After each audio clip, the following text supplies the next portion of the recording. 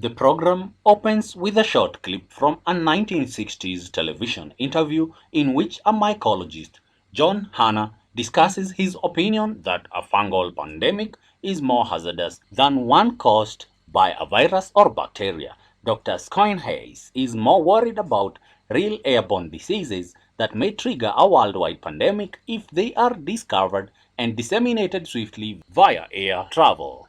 Newman refers to the real-life zombie-like effects of cordyceps on ants where the fungus, which is harmless to humans, takes over the bodies of dead ants and reanimates them endlessly. There are some fungi that seek not to kill but to control, Newman adds. The year is 2003. We meet Sarah Miller, Nico Parker, a small child, and Joel Miller, Pedro Pascal, her father, and it's his birthday.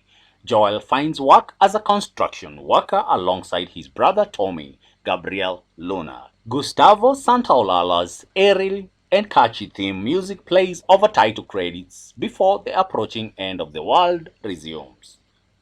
For her dad's birthday present, Sarah goes to school and then to a jewelry store to get his watch mended. When Joel gets home, Sarah offers him the watch that was fixed and a borrowed DVD so they can watch it together. When Tony phones to beg his brother to help him get out of jail after protecting a few bar guests from a man who started assaulting people out of the blue, it interrupts Joel and Sarah's peaceful evening of festivities. After falling asleep when watching a movie with her father, Sarah awakens in the middle of the night to the deafening sounds of sirens, helicopters, and cries of onlookers. After leaving the city by car, the three discover everything is in chaos. As Tommy and Joel drive by blazing building bodies and other bewildered escapees, they discuss what little they know about the quickly developing scenario. Tommy asserts it's not just the Adlers. They claim that it is a virus or parasite of some sort. Regretfully for them, the military has begun quarantine blockades at the town's main exits and has shut the roadways. No one else has followed suit. As hordes of infected people pursue them, they become trapped in a town. In the end, they and Tommy part ways. There are car crashes, burning buildings, and throngs of people running through the streets in a panic, attempting to avoid sick people. Joel and Tommy are trying to flee the chaos when a jet drops out of the sky, spewing shrapnels that causes a huge explosion that destroys their truck. A soldier confronts Joel and Sarah as they flee the town and starts shooting at them. Sarah gets stuck and dies in Joel's arms before Tommy returns to save the two from the impulsive infantrymen. 20 years later, we accompany a little toddler as he wanders the Boston suburbs after crumbling in front of a section of the city that was fenced off and controlled by a military group known as Fedra. Despite knowing the youngster is ill, they attempt to maintain composure by offering medication and their favorite meal. We cut to Joel, who struggles to make ends meet by working at menial physical labor, such as carrying dead people, including the child we saw before, onto a pyre in order to receive food stamps. Joel also has a second job dealing in illegal goods. We learn that he has been looking for a vehicle battery since his companion, Tess Anatov, was assaulted by another smuggler who was supposed to obtain them this battery before he sold it to someone else. Tommy hasn't responded to Joel's message for 3 weeks, so Joel has been attempting to buy a vehicle battery. Because the military organization in command, Fedra, is fighting a war against the rebel groups. The Fireflies' life in the Boston quarantine zone, referred to as QZ in the show, is not safe. Marlene Mel Dunderidge, the head of the Fireflies in Boston, is shown to us with a little girl named Ellie Bella Ramsey locked up in a chamber. We find out that Marlene is the one who enrolled Ellie in Fedra's military academy when she was an orphan, caught her when she escaped, and kept her for a significant top secret purpose. In order to avoid the QZ throughout the night, the three of them wait until it becomes dark. Joel, Ellie, and Tess, however, run across a soldier Joel was selling drugs to earlier as they are slinking away. Joel is not pleased to see them and tests them for cordyceps at gunpoint.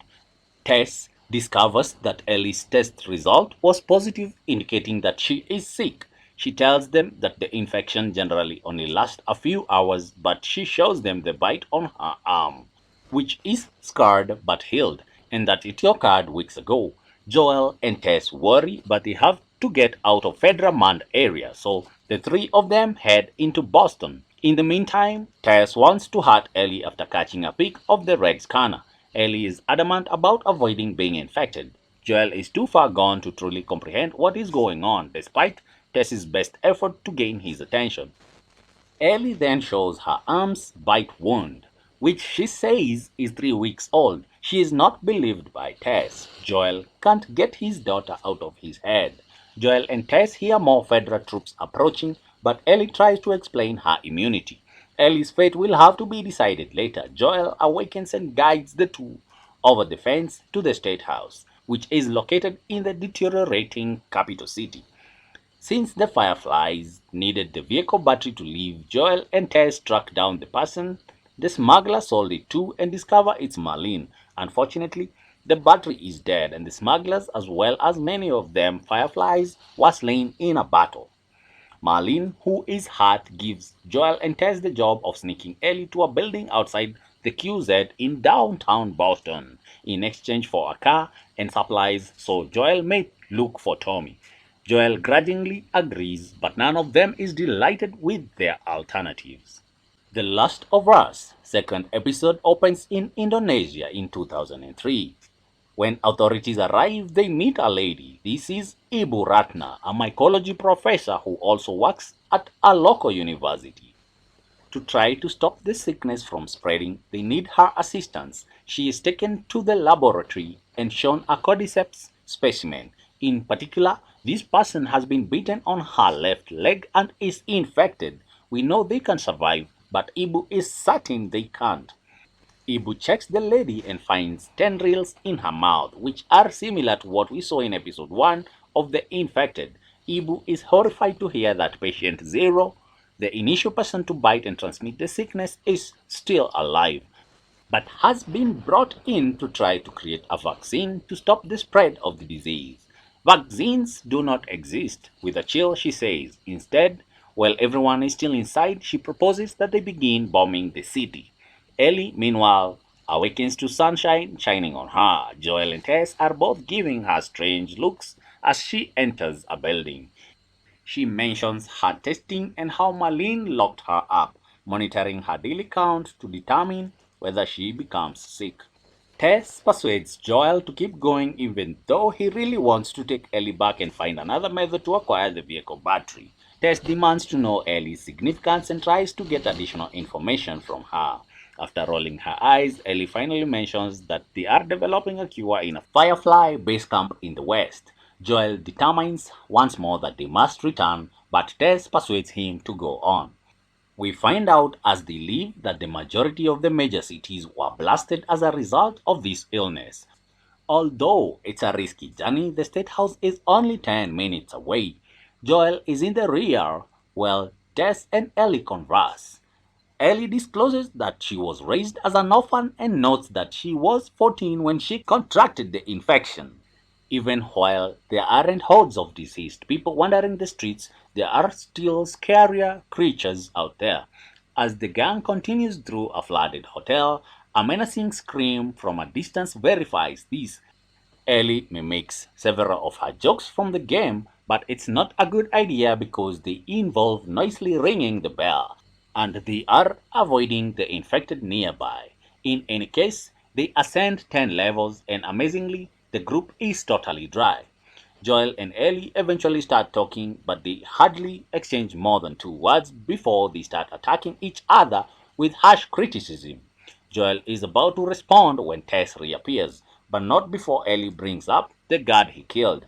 After securing a path through the building, they continue and discover that everyone who is infected is gathered, spilling out of a neighboring building and onto the streets. The cordyceps are all interconnected. Test notes, and walking on one piece in one location might trigger others in another. Unfortunately, the appearance of a clicker causes them to encounter more serious issues. This beast shambling into the room is a great example of the sound design here, and another joins it. Ellie makes a sound when Joel instructs them all not to, which makes Joel fight one off. As Joel and Ellie struggle to stay alive, there are some really stressful moments in this story. They leave with Tess with the twisted ankle and Ellie scratched after Joel delivers the last blow to the both enemies. Following the incident with the clicker, the gang ascends to the roof. Joel assists Tess after she injured her ankle. Joel is pessimistic, according to Tess, who suggests that he see Ellie instead.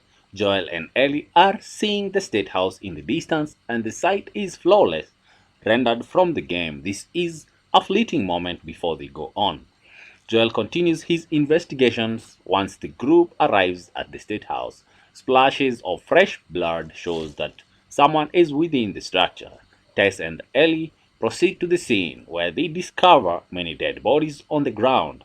Joel trails behind and surveys the damage.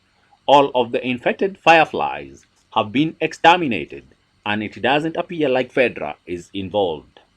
Tess chooses to remain despite being afflicted.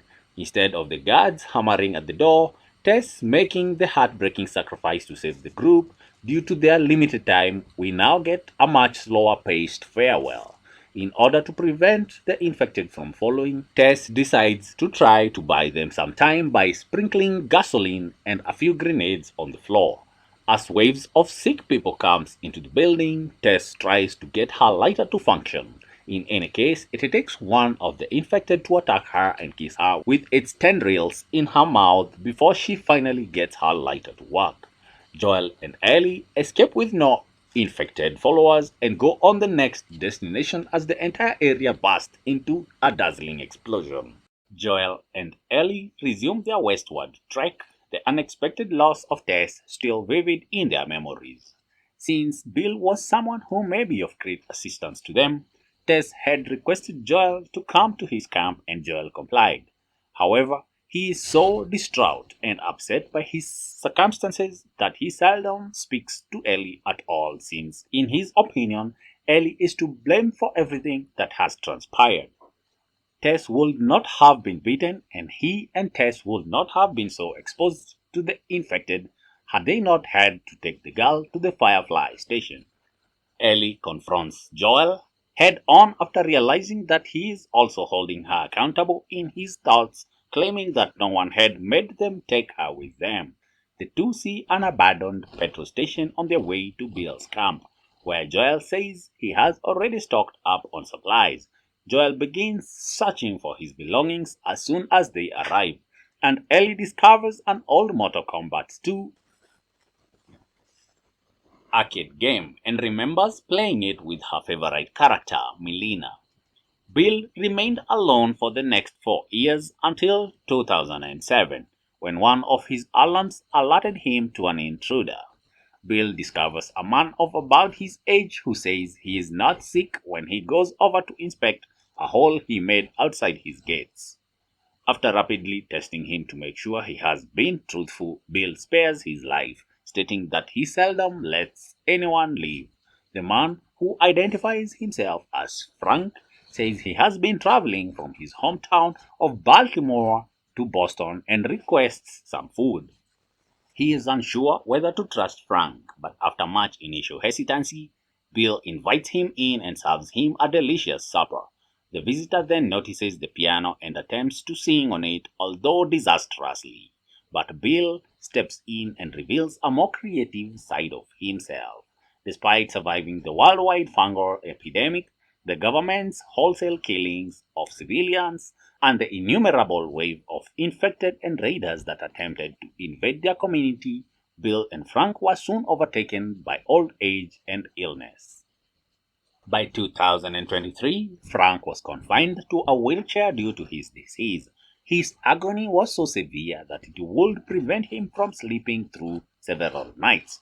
He once requested Bill to take his life because of this agony. He claims that spending the previous 20 years with him has fulfilled his life and that he now wants to do so because his illness worsens. Thus, as he had intended, Frank and Bill go to the nearby deserted church and exchange vows and rings to officially become husband and wife. After that, they head back home where Bill prepares their first meal ever, rabbit and wine for lunch. They were unable to visit any physicians since they would undoubtedly be killed by the Fedra if they went to the QZ, and they would never be able to see a doctor.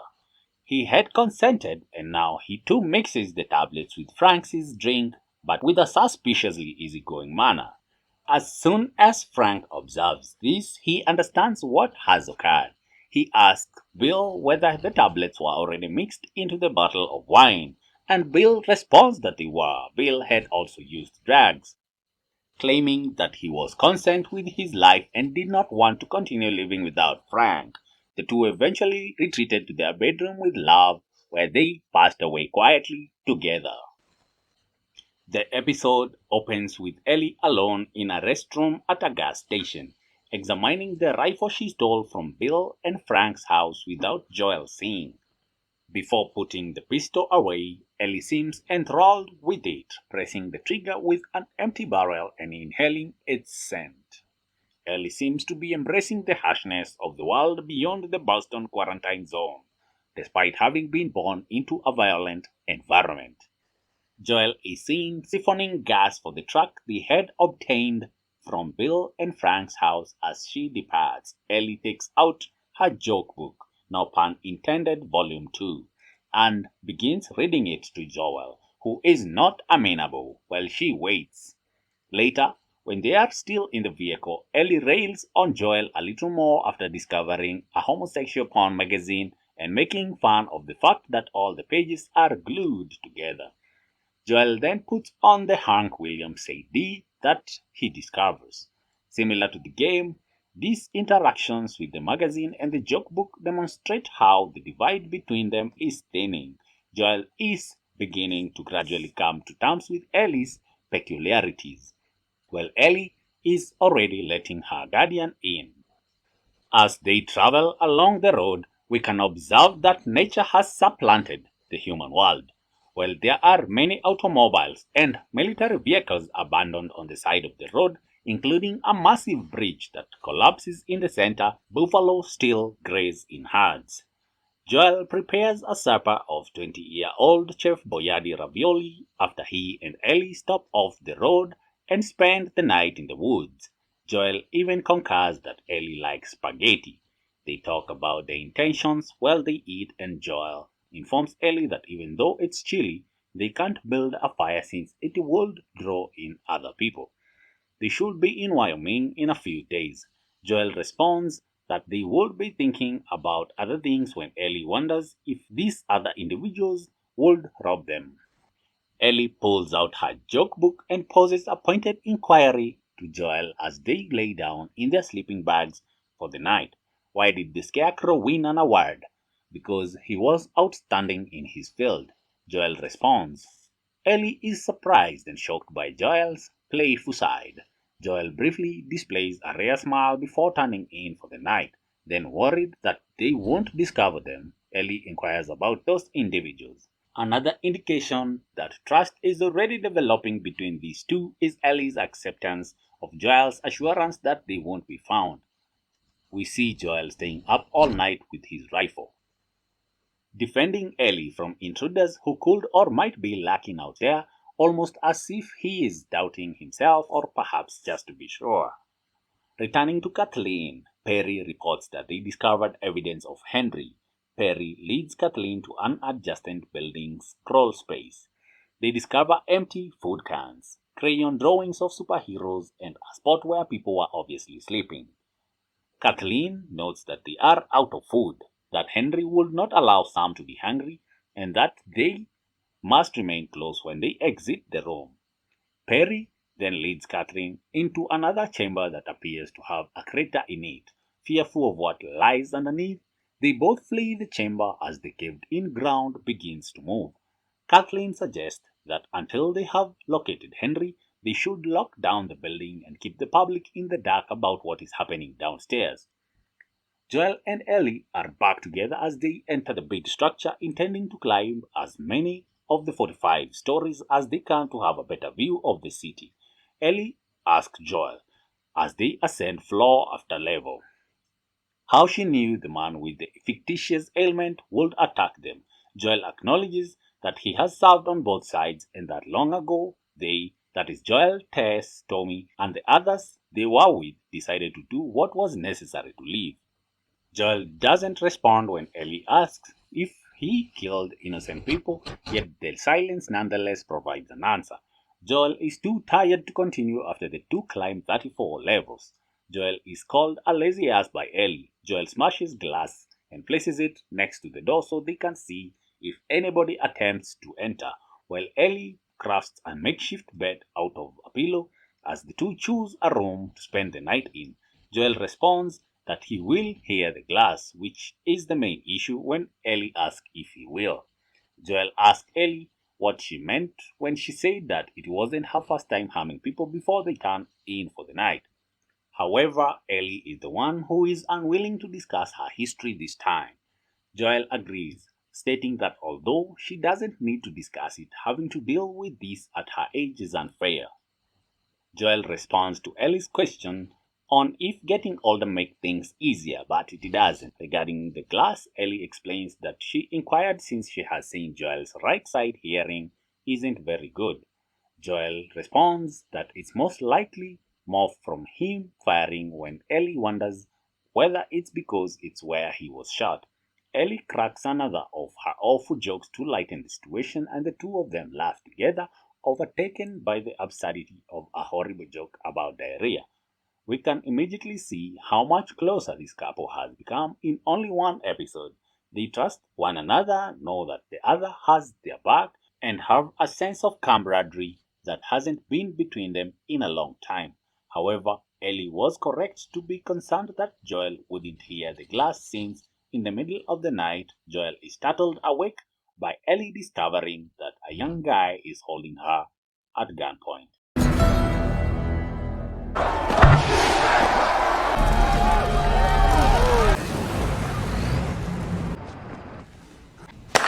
You're informers. The Last of Us fifth episode opens in the past with Kansas City devolving into anarchy and riots following the outbreak. The military arrives with additional weapons after they snare police officers by the necks. Henry and Sam, two of the survivors, keep their heads down and make an effort to leave. After Fedra is finally stopped, Kathleen gathers the locals and disparages them. She continues by telling everyone that she is not Fedra and will essentially take over as the de facto leader in this situation. She wants Henry too, but nobody says nothing about where he is until a man says he's outside meeting with an informant where they have a secure place to hide. In the last episode, we saw Kathleen going to this attic. After getting cozy, Henry and Sam decide to limit their equipment. Sam is terrified, but Henry thinks they'll have 11 days. In an attempt to soothe him, Henry urges the small man to sketch on the walls. When Henry sees Joel inside, the two decide to alter their plans. They go to the apartment building, which brings us to the conclusion of episode 4. Henry expresses to the two his desire to work together and his belief that they ought to support one another. As the four cooperate, Henry puts down his revolver and chooses to have faith in them. As the four of them devise a strategy to escape Killer City, Sam and Ellie become friends. Since he stands to gain as well, Henry wants to assist Joel and Ellie in leaving. He needs Joel's brutality to convince them to go because it seems that pointing an unloaded gun is the closest he's ever been to violence. Kathleen is really insane. She goes away and returns to her childhood chamber, where her brother had occupied before he was slain after murdering the city's doctor in the previous episode and disparaging all of her policemen. Kathleen plans to pursue justice and retribution even though her brother has warned her against doing so. Joel's crew successfully exit the tunnels and crosses across the opposite side. There is an issue, though. Joel has to attempt to gain a head start on the sniper in the building across the street and get ahead from behind. Joel dashes about in the dark and enters the home covertly, marking yet another fantastic moment from the show. He discovers an elderly man there who just so happens to be Kathleen's co-worker. Regretfully, Kathleen and her companions arrive in large numbers. As Kathleen's gang wait outside the home, Joel takes down the truck driver with the sharpshooter. Kathleen acknowledges in front of her friends that she is perfectly okay with killing children. Unable to negotiate with her, Henry chooses to confront her directly and gives Ellie the order to fire the fatal shot. Joel is brandishing his sniper rifle at this point, but just before he can fire, the ground gives way, and snarling snarls cause hordes of infected people to rush out and attack Kathleen's party. The majority of the infected are halted, but the fire releases something far larger, a bloater. It easily defeats Kathleen's gang, and Perry chooses to buy them some time. But Kathleen doesn't last long since she is also slain. Two of the infected are saved by Ellie and they escape. After the battle is ended, the four of them locate a secure location away from the distraction. Joel invites Sam and Henry to travel with them to Wyoming. However, there is an issue. Sam has contracted the infection. His leg isn't feeling well after being beaten. Even though Ellie consents to remain with Sam, he turns in the middle of the night. Henry is compelled to kill Sam in cold blood as the infected Sam leaps on Ellie and throws her to the ground. Due to his inability to cope with the loss and his state of shock, Henry shoots himself. Ellie writes "I'm sorry" for Sam on his chalkboard while Joel buries Henry and Sam outdoors. The Last of Us sixth episode jumps ahead 3 months. Joel asks his brother Tommy where he is and holds a couple up at gunpoint. Ignoring Joel's order to avoid it, Ellie also shows up and discovers that the route west of the river is rife with death and something maybe much more dangerous than the infected. Joel has a tendency to believe them, yet something seems off. He grabs his chest and catches his breath for a time, then continues. Joel and Ellie hike across the terrain, finally pausing to construct a fire and talk about their future plans, just as we have witnessed throughout the season. They also talk about some, including Ellie's attempt to use her blood to rescue him. When the two finally reach the dam, a group of guys on horses are all around them. Guns drawn, they order Ellie to back off and make Joel drop his weapon. The boss uses a dog trained to detect infections to inspect them, both of them, but Ellie doesn't give it any signs of illness. Ellie becomes aggressive, right once yelling at anybody who even glances at her and demanding that her pistol be returned. Additionally, she gives Joel instructions to congratulate Tommy, who is now married to Maria. Before Joel explains his plan to see Tommy and take Ellie to the Fireflies in return for a vehicle battery, she continues to discuss the amazing advantages of communism. But now that we know more about the personalities, that goal has gotten a little more difficult. Tommy rejects Joel's persistent request for assistance in getting Ellie closer to her destination. He acknowledges that he won't be going on with him because he is expecting a kid with Maria. Joel grits his teeth and, after getting some supplies, finally consents to be out of his hair in the morning. Joel notes that Ellie is immune fast, though. Ellie and Joel have a lengthy discussion about their path and what loss is after Maria confides in Ellie about Sarah. Joel eventually says that when their voyage is over, they will be leaving. Joel makes the decision to hide one of the horses off in the morning. He offers Ellie the option of joining Tommy or remaining with him, and she decides to join him. Joel and Ellie practice their target skills in the forest before continuing on to the university, where the Fireflies are expected to be surviving. No guards are there, and as they continue inside, they come across monkeys and a map with several pins pointing in the direction of Salt Lake City. Joel and Ellie are compelled to escape as four scavengers appear outside as well. They could have shot them, after all, they had the view position. Unfortunately, they go outside and the guy stabs our protagonist in the stomach as he confronts Joel.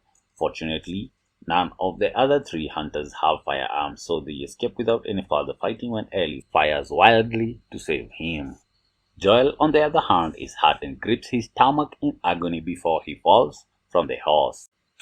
Joel and Ellie are discovered camped in the garage of a suburban house that has been abandoned. While Ellie is trying to stop Joel's bleeding, Joel tells her to leave him, who then takes her and orders her to travel north to Tommy. Joel sheds a tear as Ellie puts his jacket on him and walks out of the home. We then turned to a flashback of Ellie doing laps in the gym while listening to Paul James's All or None on her Walkman tape player while she was in the quarantine zone in Boston. When a classmate named Bethany tears off Ellie's headphones and tells her to quicken her speed, Ellie says she doesn't want to argue about it. However, the girl claims that although Ellie doesn't fight, her friend does, and the friend has since left. However, Ellie punches the girl in the face, proving her force. This puts Ellie, who now has a black eye, in Captain Kwang's office. Captain Kwang claims that although Ellie isn't often well behaved, the past few weeks have been particularly bad. When Ellie responds good to Kwang's statement that Bethany is in the infirmary with 15 stitches, she requests that Kwang simply toss her in the pit. However, Kwang claims that the hole is ineffective, so he will try something different, telling her the truth. Riley tells Ellie that the mall was linked to the electricity when Fedra connected the new apartments. While Ellie and Riley go down a hall, Riley instructs Ellie to go by one door, turn right, leave through another, and notify her when she arrives. Riley turns on the light when she gets there, allowing Ellie to see the whole deserted shopping center light up. Later on, Riley asks Ellie whether she trusts her and states that she must close her eyes. As she is led across the mall, Ellie smiles slightly and extends her hand to Riley. Riley then gives Ellie the $5 for their pictures after bringing her to a functional photo booth. Riley responds that she was waiting to do it with Ellie when Ellie asks whether she had done this before. Based on Ellie's expression, this revelation is nearly as satisfying as the wonders. The pair strike silly positions together, and Riley stays cheek to cheek with Ellie for an excessive amount of time during a frightening stance. After reviewing the pictures, Riley hands them over to Ellie to keep. Ellie is told to listen by Riley before they go on to the next marvel. When Ellie learns what the next one is, she rushes to Raj's arcade. Ellie declares that it's the most beautiful thing she has ever seen. When standing outdoors with all the activities, lights, and noises going on, playing as Baraka, Ellie eventually prevails after a few more rounds and executes her own death. Riley claims they still have a few hours available, despite Ellie's observation that it's getting late. Even though Ellie claims she doesn't want to get into problems again, she will still be present tomorrow. Riley says she has a present that appears to be plenty to encourage Ellie to continue exploring the mall. They head to the food court, where they hop the counter at a taco joint. Riley claims that this is where she spends the majority of her time when Ellie notices her belongings in the rear. Ellie notices that Riley has a large supply of explosive in her possession when she performs her turn. When Riley acknowledges that she produces them, Ellie queries if she uses them to detonate troops. Ellie then pieces everything together. The fireflies placed Riley here, not staying in the mall as she claims. Riley adds she has one more item and that the night isn't quite finished yet. Happy that they will still have each other, Ellie gives Riley a kiss and the two of them laugh and grin. When Ellie wonders what they do next, Riley responds that they will figure it out. However, an infected follows them when they hear a commotion and Riley draws her rifle. Both of them are knocked down by the infected as they rush through the Halloween store. When Riley is not there, Ellie stabs the infected in the side when she is attempting to fend him off. Riley strikes the infected with a baseball bat after it falls on top of her. Ellie takes her switchblade and stabs it in the head during its battle with Riley, thus eliminating it. The exhilaration of the occasion overwhelms Ellie and she is unaware that she has been bitten. Ellie screams and nearly attempts to rub off the bite mark. Riley discloses that she has also been bitten on the hand, which is considerably worse. A needle and some thread are discovered in a drawer as Ellie searches the house in the present. Holding Joel's hand, she dashes back down to him. She was unable to save Riley or Sam, but she was able to save Joel. Joel turns aside in agony as she examines the incision and starts to search it up. Now that she has located the family Riley was referring to, she will struggle to keep him alive. The Last of Us 8th episode opens with a religious cult congregating in a deserted, freezing village. They are led by David, who informs a crying girl that they will have to wait until spring to bury her father since the ground is too difficult. Following the sermon, David talks to James outdoors, who is concerned about their limited resources and has questions about what they are doing. Although the past 6 months have been difficult for everyone, the two are currently in agreement about their course of action. Ellie, meantime, makes the decision to take a rifle hunting trip. She locates a deer and kills it, but it quickly flees. Its lifeless corpse is reached by a trickle of blood along with David and James. Ellie locates the two and threatens them with a pistol. She is able to negotiate, asking for half the deer in return for Joel's medication. David and Ellie are left alone while James goes to collect the medication. As they enter a refugee, she raises a pistol to him. David gradually undermines Ellie's defenses by pointing out that he was a teacher in the past and that he was never religious. Additionally, four-man hunting team entering the surrounding village was the primary cause of the young girls sobbing earlier in the event. Only three came back, and the father of that young girl was the only one who didn't. A crazed man traveling with the young girl killed him. Joel is a madman.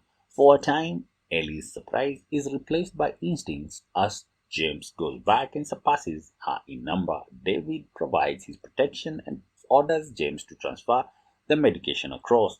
Ellie declines and she makes a hasty return to meet Joel. David informs the gang that evening of the plan of action after deciding to bring Joel and Ellie to justice. However, he does not want Ellie dead. When David, James, and a few other guards arrive to locate the two in their frozen village, Ellie finds herself in a difficult situation. Joel is kept safe in the garage while Ellie leads them away in a horseback. Ellie is knocked from her horse and lands hard on the ground, so she doesn't travel very far. As the other guys choose to go door to door, David, knocked out, picks Ellie up and leaves. Joel is no longer lying about when one of the guys descends to the basement and he surprises the man by choking him to death. Joel, now fully recovered, uses the guys as a resource and a source of information to locate the place where Ellie is. When Ellie awakens, she is back in the village but imprisoned in a cage. She sees blood on the floor and a severed ear as she attempts to make her way out. She discovers that David and the others are cannibals at this point. In an attempt to give him a false feeling of security, Ellie bites David and fractures his finger. Ellie is ultimately seized and removed, but not before she suffers a broken nose as a result of her problems. As she lies on the table, she reveals that she is infected.